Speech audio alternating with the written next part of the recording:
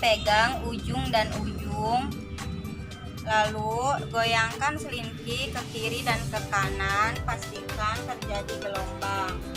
Nah, terus amati arah getar gelombang. Arah getar gelombang ini disebut gelombang transversal. Nah, yang kedua, di tengah-tengah selinki, lalu pusing lagi ujung selinki yang kita pegang. Amati selinki tersebut, ikuti perpindahan karet gelang tersebut, apa terjadi gelombang atau tidak. Kabel seperti melakukan selinki, goyang-goyang kabel dari kiri ke kanan.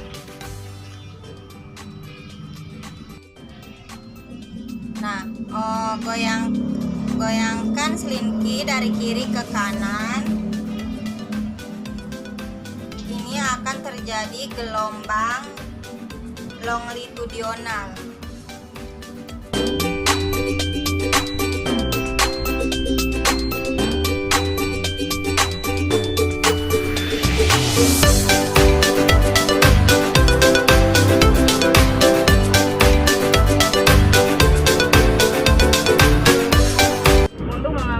Pemantulan gelombang. Yang pertama kita lakukan tersebut di dalam kolam air. Caranya, jatuhkan kerikil ke atas permukaan air seperti ini.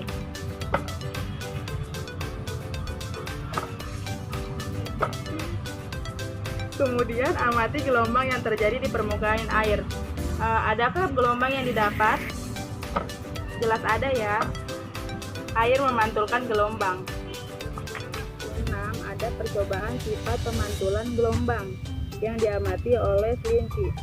Yang pertama, rentangkan selinki sejauh 1,5 meter. Ikatkan satu ujungnya pada tiang. Lalu ujung yang satu ini harus tetap pada tempat yang tidak bergeser. Getarkan satu kali sehingga membentuk setengah panjang gelombang. Seperti ini. Amati perambatan setengah gelombang dan nyus sampai gelombang tersebut hilang.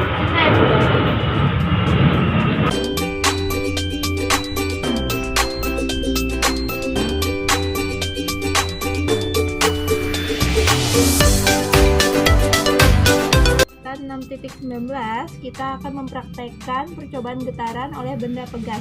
Yang pertama yaitu gantungkan pegas pada statis. Gantungkan benda berseberat 100 gram di ujung bawah pegas tersebut. Lalu tarik benda ke bawah sejauh 5 cm lalu lepaskan. Ukur waktu pegas tersebut bergetar selama 20 getaran dengan menggunakan stopwatch.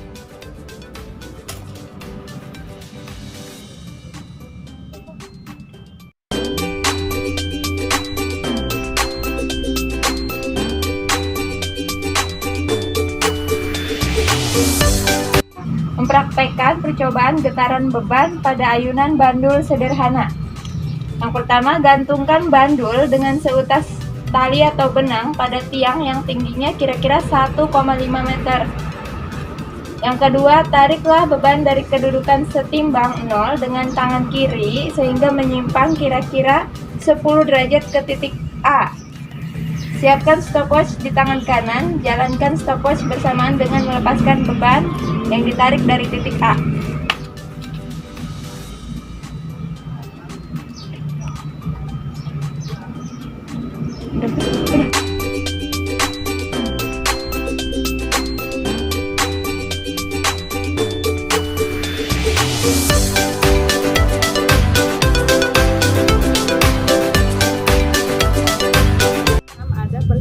Benda bergetar sebagai sumber bunyi, yaitu dengan cara letakkan mistar plastik di atas meja dengan salah satu tepinya yang menonjol.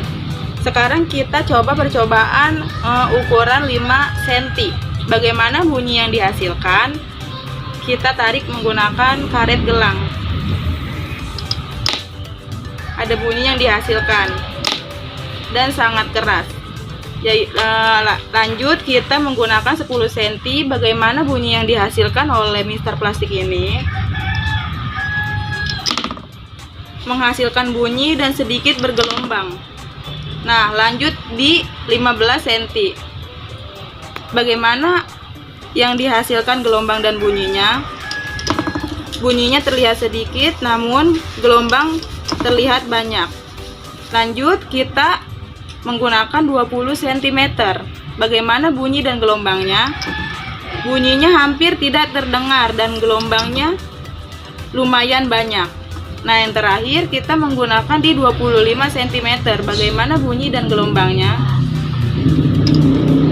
Bunyi hampir tidak terdengar dan gelombang sangat banyak.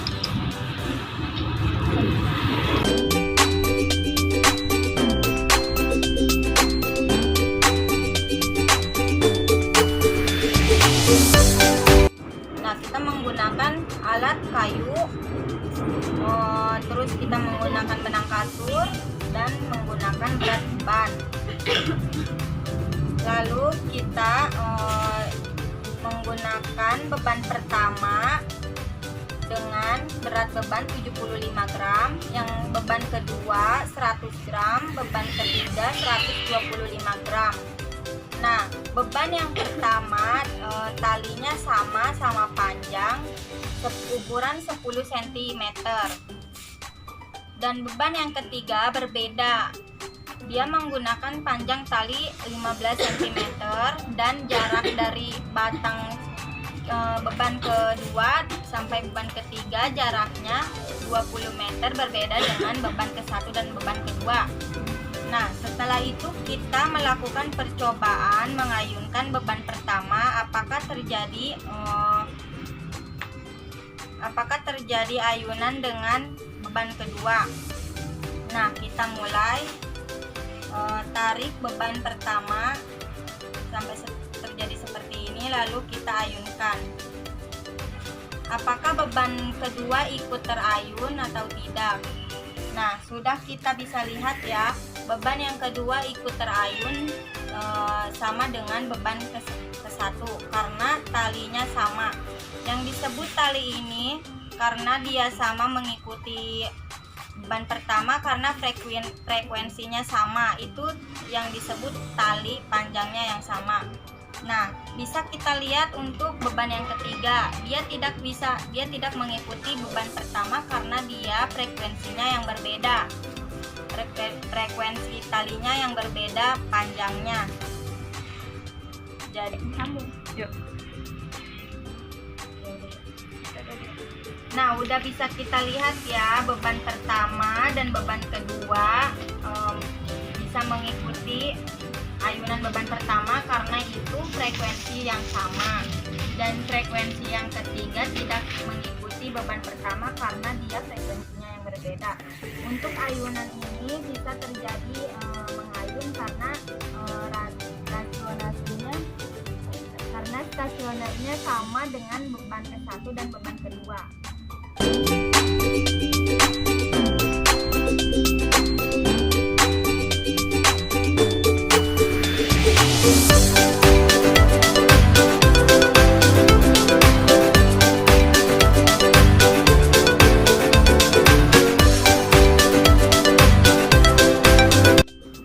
Salah satu teman ditutup matanya hingga telinga ikut tertutup menggunakan sapu tangan.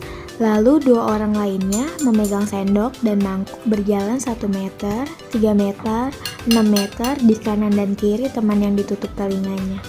Lalu kedua orang yang memegang sendok dan mangkuk memukulkan benda tersebut secara bergiliran sesuai jarak tersebut.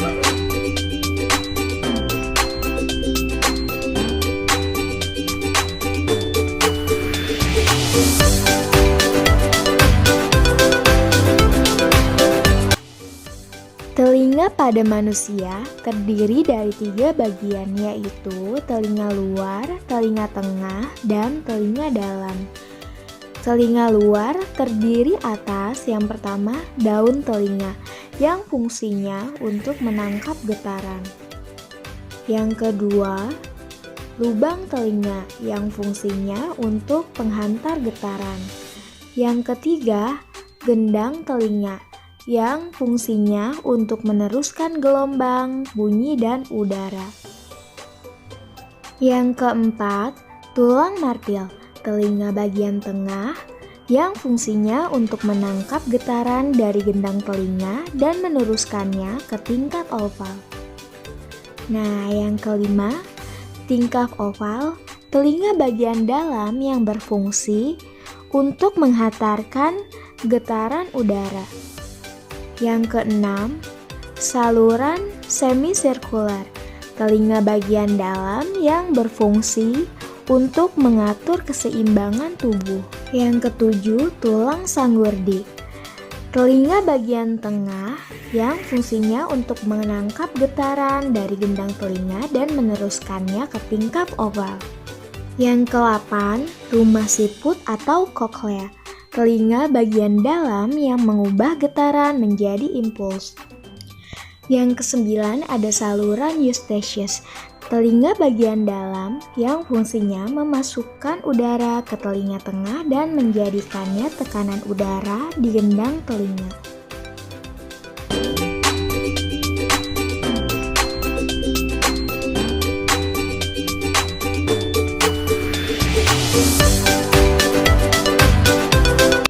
Semua suara atau bunyi dari luar tubuh dapat kita dengarkan karena masuk ke dalam bentuk gelombang suara yang melalui medium udara. Nah, sebelum masuk ke telinga, kita mendengar bunyi terlebih dahulu. Daun telinga akan menangkap dan mengumpulkan gelombang suara.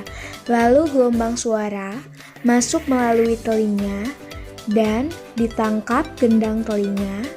Kemudian terjadi vibrasi atau getaran. Getaran ini akan menuju telinga tengah melalui malleus, incus, dan stapes.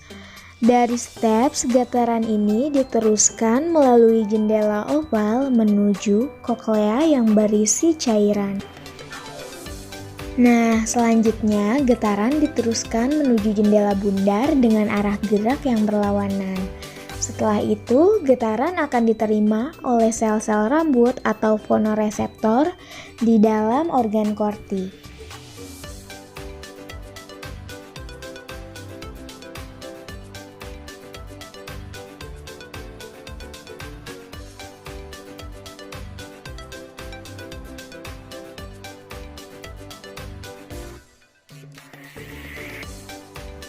Lalu, getaran dalam cairan cochlea akan menggetarkan membran basilar, dan getaran ini juga akan menyebabkan membran tektorial ikut bergetar.